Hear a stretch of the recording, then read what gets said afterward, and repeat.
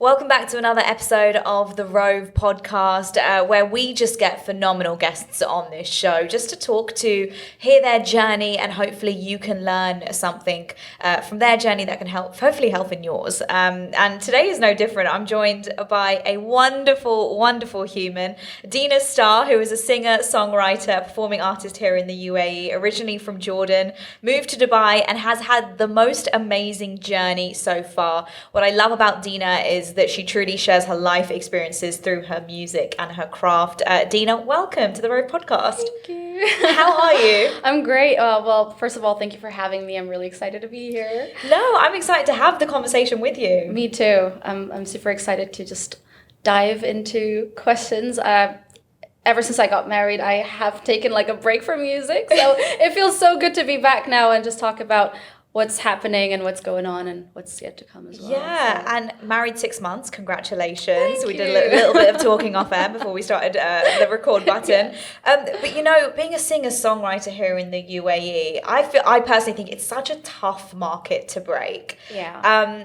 First of all, talk me through what made you want to become a singer and a songwriter. Well, honestly, it has always been my dream. Like, ever since I was little, I just knew in my heart that that's what I wanted to do. I wanted to be a singer. That's it.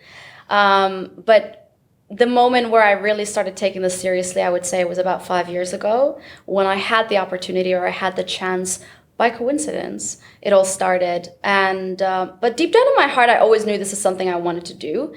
It's just I didn't know how to do it, and especially, with obstacles and family and whatnot. So yeah, it was something I always wanted to pursue ever since I was a little girl, like my dream, my goal.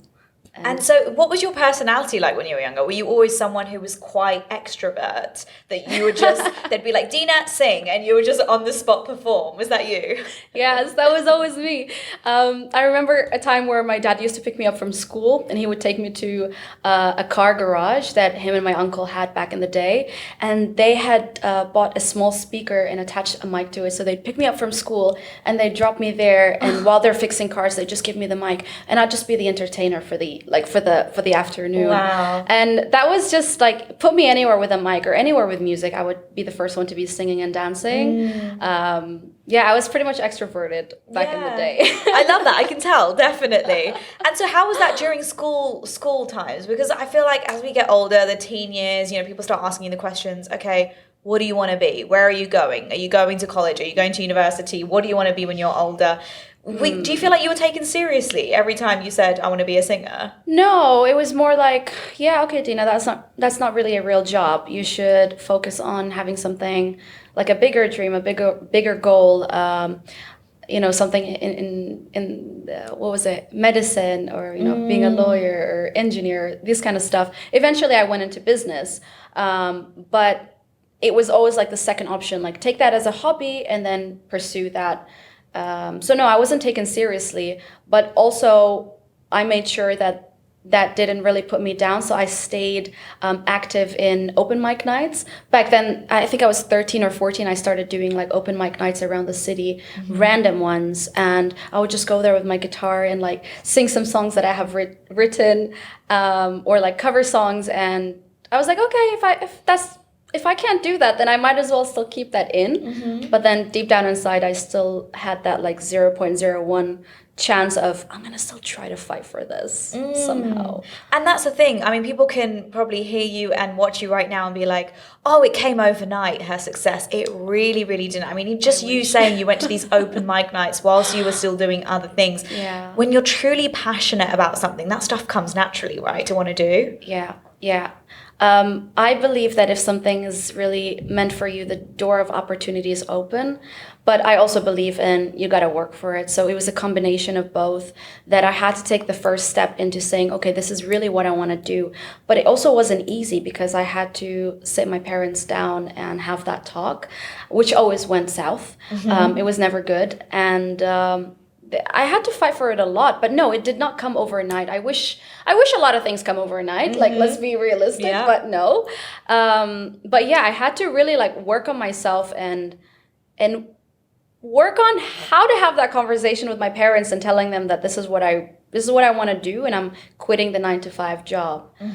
Because it also all started when I was still working. It was 3 years that I had graduated, and I was working alongside studying, and then like the whole music thing, it did kind of happen overnight, but as in getting the opportunity, like, hey Dina, we have a restaurant opening, and I know that you sing. It was like my sister's best friend who's known me since I was a baby. And she said, do you want to come on Tuesdays and just, sing? And I was like, okay. And my mom said, hobby. Okay, hobby. And on the side, I was still applying for jobs, but that was just for the sake of my dad. I had already finished my contract with the previous job I was with for 3 years, and then I was supposed to be applying for, other positions, but I just knew this is what I wanted to do. And I think the restaurants close by started to notice me, and then I started my Instagram channel, and that's when people started, reaching out for me for events and private gigs and from festivals and whatnot. And that kind of just like it blew out of nowhere. And I was like, hold on, I was not ready for this. But I also knew that because I really wanted it and I was chasing it, and I knew I wanted to put my everything into it, like it was just coming. And I was like, I didn't get a single yes from any business company. So the fact that these people wanted me, and I was still applying for jobs, but I was not getting the yes, I just kind of knew where I wanted to go. Wow. And the thing is, there's so much to unpack there. What you just shared with us, I mean, we need a couple of hours for this. Yes, I know. But I want to take you just back to the moment where you said that the amount of conversations that you had to kind of psych yourself up to sit down with your mum and dad, because I imagine there's so many people listening right now that are like, oh my God, me too. So let's go back to that little Dina. And what would she kind of say to herself? How would she kind of approach her parents? Because I remember I had so much of this when I was younger as well. Yeah. Honestly, I remember a lot of nights where I was just crying about it and just praying to God and just asking, like, how do I approach the situation? How do I even say it? How are they going to take me seriously? And there were a lot of fights in between as well. I would say it all came out of protection. And obviously being a parent, you only want the best for your child. And I know I would be the same, like 6 years from now. I mean, 6 years later, I am now thinking the same way my parents were thinking back then, for my future kids. But I would just say I wish I had a lot more support, like from the start, and I didn't have to go through that, like kind of hiding a lot of the opportunities I was getting, because I was just every week I was being reminded, Dina, it's just a hobby, yeah? You're still applying for jobs, yeah? Dina, it's still a hobby, right? You're still applying, right? It's still a hobby. So that was like a constant reminder. And I was constantly saying, it's the end of the year. No one's accepting CVs now. Oh, it's Ramadan now. People are off the job. Oh, it's still... So I was always, putting that off, but still doing a lot of gigs on the side until it had reached a point where I was being asked to do like Formula One, Mother of the Nation Festival, opening up for Take That and Calvin Harris. I just had to sit my parents down and be like, okay, I need to tell them about this. This is really going the way I want, and I have to involve them. I can't just do these things. They need to understand. So we had to have that talk. And I remember I sat down with my mom, and she asked me, is this really what you want to do? And I said, yes. And there was a lot of tears in between. And then she said, like, I can't stop you. The only thing I'm going to say is you need to be careful, because it's a very sneaky business, and, you might be taken advantage of, and this and that. And I know that comes from a very protective side. And the difficult part was convincing my dad, because obviously we're Arabs. We come from originally a Bedouin family as well. So there's a lot of culture, a lot of family to unpack this for. And I can't just say, oh, hi, I decided to be a singer and this is it. So that was my mom's job to convince my dad. And that took a long time for his support to come through. But at the end of the day, like my mom, we had this honest talk where it was like, am I going to lose my daughter, or am I going to support her? And I had to reconfirm to them, I know what I'm doing. I know how I've been raised. I know what the music scene is about. I know what this whole music stuff is about, but I just want to share my music. Like, I just want to share my craft. That's it. They had to trust that they had essentially brought you and raised you the right way that they had hoped. And the thing is, you also like, you're doing such amazing things whilst you're what sounds like living a double life and two different identities back then. But you also want to share your joy with them as well, right? Your successes, your big moments. Yeah, for sure. It felt unfair because I was like, I wanted to celebrate that with somebody and tell them I want someone to be proud of me. It's like, oh, that's really amazing. But are you still applying for stuff? Like, you know, just to tell you, like, it's still a...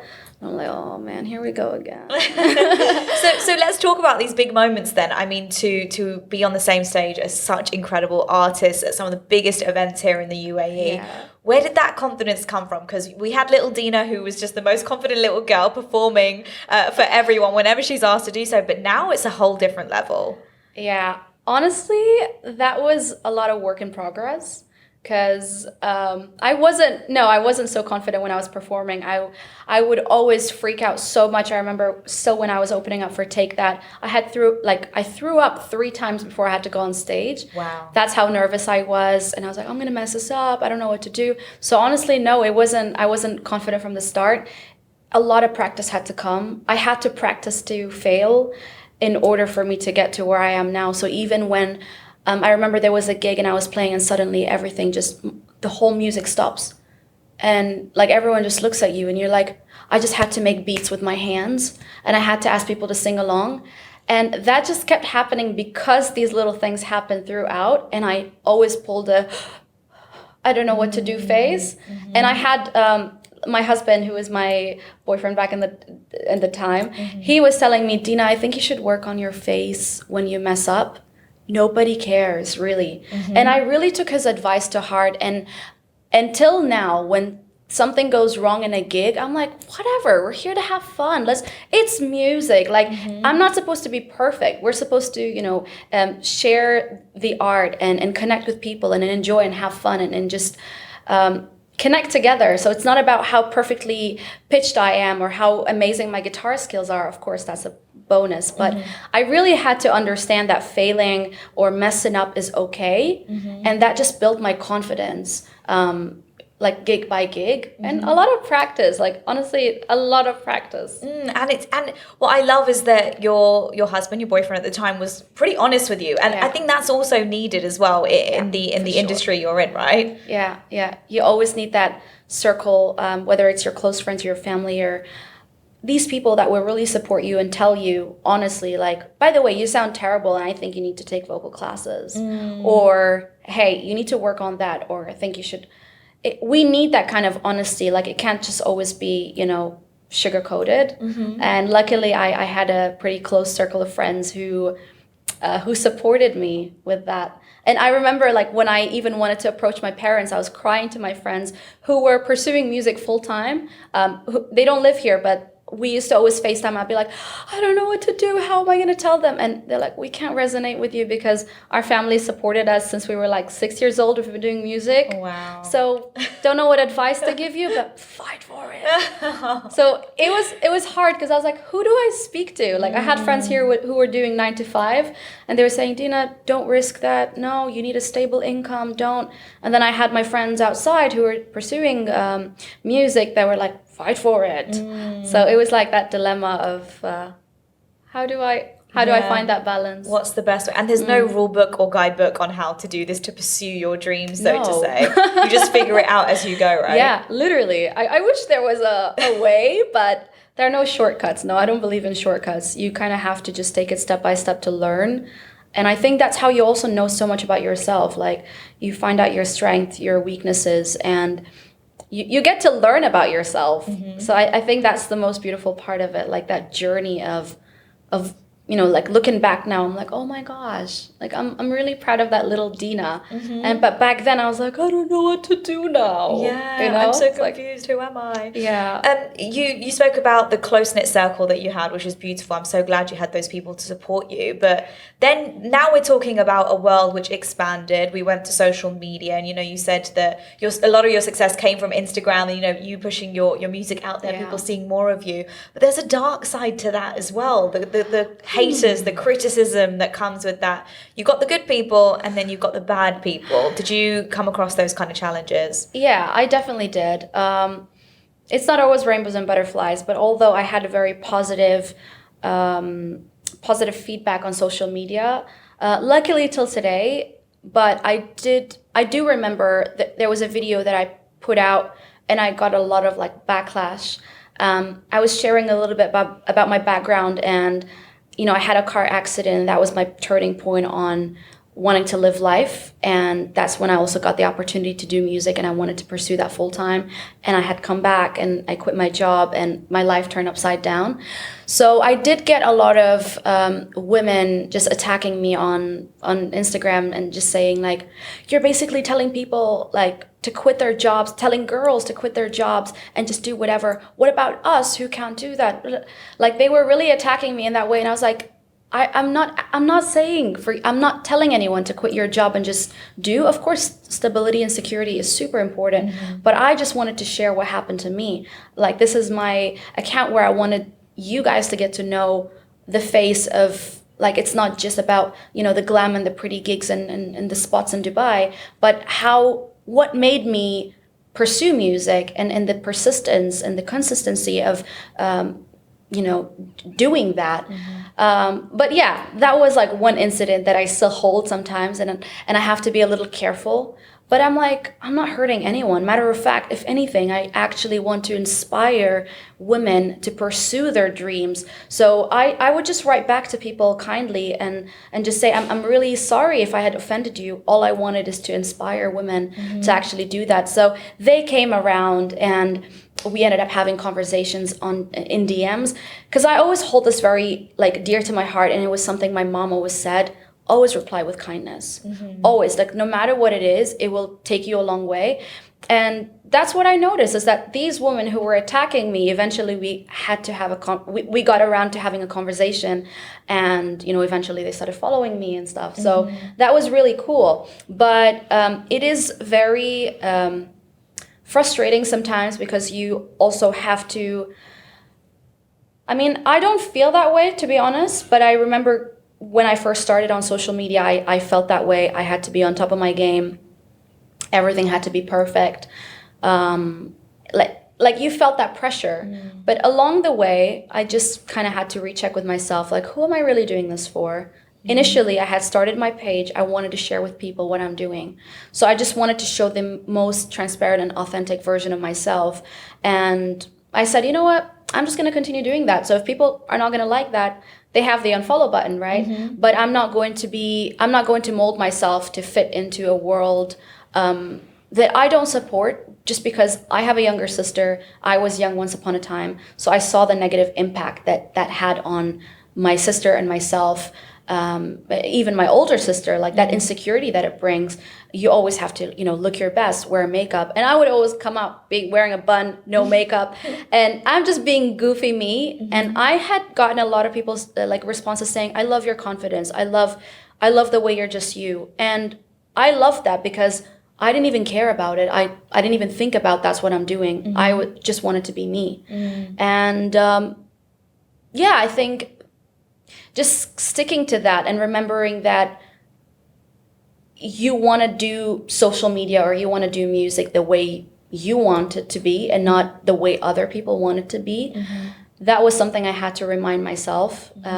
But I'm not going to lie, I did lose myself sometimes. And I felt like, oh, I have to do this, or I have to do this way. But yeah, it's a bit of both, you know. But it's tough. It's never going to be a smooth journey ever. But did you ever have moments where you were like, I'm done. Like, I give up. I surrender. White flag is out. Because I'm sure everyone, even in my career, I've had moments where I'm just like, I'm tired. Yeah. But you have to pick yourself back up. You keep going. You keep remembering. Did you ever have those moments? 100%. I actually just had that, like, not too long ago. I would say 6 months ago. So this had been the lowest point in my life. Like, of all the 6 years that I've been doing music and social media and everything, I just had a burnout. I had a major burnout. At that time, 8 and 6 months before that, I had been working on a fashion collection, which I released in collaboration with Shein. And so that took like 8 months to put together and craft it. And I love fashion designing. Like, that's my little secret on the side.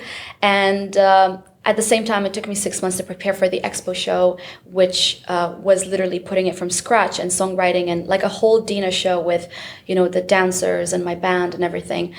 And I was preparing for my wedding. So that was wedding planning, which I had to do in 1 month like this.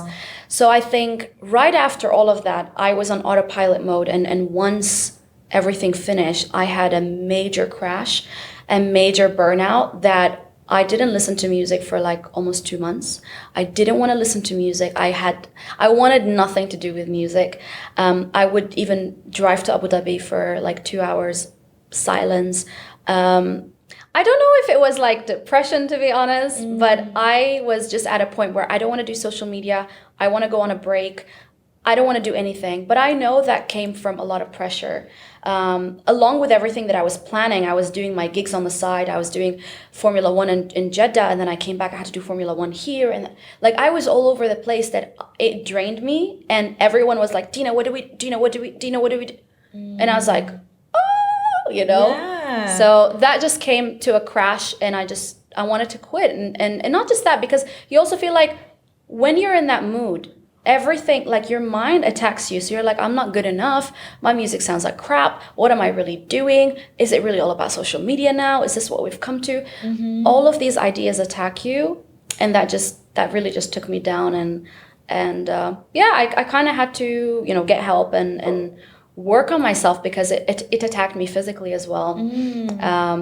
And yeah, I'm a lot better now. Well, that's so good to hear that you are a lot better. And I feel like a lot of people listening are like, oh my gosh, I had this, 8 months ago, a year ago. I can relate strongly to that. And every time I come back out, I feel like I have to reset. And okay, what have I learned from the last burnout? Because I don't think it's realistic to say I'm never going to burn out again. It is going to happen. I just think it will happen less on a less extreme scale of it. What did you learn from your last burnout? Is there little things that you need to find in your daily routine, an outlet that you need to make sure you're just not getting into that rut again? Yeah, honestly, it's you have to self-check every day. Learn to say no. So I had learned to say no. A lot of things, I was like, I can't do it. I don't even want to do it. You know what? Just these little things, which you think you can't do it, but it takes you a long way. As well as I started setting a healthy routine of meditation, go into the gym, working out. Where's my happy space where I can actually release? And even though I would have commitments that could possibly clash with this, I would still give that the priority. And then I would take over, because I know if I don't set my day the right way, the way I want it, then I'm not going to be okay for the next, the rest of the day or even the coming weeks. But I'm not going to compromise on what I have been working on. And that took a lot of work, like mental work, physical work. So yeah, I would say learning to say no and just listening to your body, because I've really ignored it until I had like the physical burnout, and you just end up blowing off your money on hospital bills, which is like, it's crazy. On recovery, let's try to prevent it in the first place. Exactly. So it's like, I just need to be kinder to myself. This overachiever mentality is great, but it's also quite toxic if you don't control it. So it's like you always want to do more, and you don't know where to stop. So thankfully now I have my husband to tell me, okay, you know when to stop, right? I just want to make sure that you're not pushing yourself so much. So you need that kind of people, or that support that tells you to just check with yourself. Like, Dina, you know what you're doing, right? We don't want to end up there again. So yeah, I think baby steps. Baby steps. Well, you know what? We're happy that you are back into the music, and I want to dive into that. How is that going? Because like I said in your introduction, you really, with your music, love to talk about your own journey, and you're quite true to yourself when it comes to your art. So how's the music going? It's great. I mean, now I've taken that, 6 months break, but I'm so excited because I've got a whole album to put out, which I'm going to be releasing in singles, and I'm just super excited to kind of just share that. And I've also been working on a different concept musically, so I'm also excited to release that also along the way. I think this break was much needed because it helped me restructure the way I want to work in music and like, you know, tap into genres that I haven't tapped into before, or I was afraid to take that risk. So that break being away really put me together into thinking, okay, I want to try this out. I want to try this out. I want to do this. And just now, you know, putting things together, I'm really excited to you know, put that out eventually, or in the coming months, I would say. So yeah, it's going great. And I'm super excited, especially that I was so down. So now I'm like, yay! I'm so excited to come back again. Do you feel like you have to kind of like reintroduce yourself, or is this like a new version of Dina that you want to show everyone, or is it just the same old Dina just with a bit more spice? What is it? To be honest, I did want to reintroduce it like as a different version, because obviously I have evolved a lot in the last 6-7 months, you know, but I'm not the same person that wrote these songs also last year. So the songs that I'm about to release as well, I don't want to introduce them in a new way because I was still that same person back then. Yes. So I think the concept that I was just sharing with you about that would be, I think, the rebranding, the new me, because I felt like that was my most authentic voice. But the stuff that I want to put out now, I still want to put them out. They were fun, they were pop, and I've played these singles as well in my expo show. So that was still once upon a time me. But what I've been working on and my new vision is just different, and it's just something I'm excited to. It's exciting and scary because you're like, I don't know how people are going to take that. Everyone's used to me just doing pop music.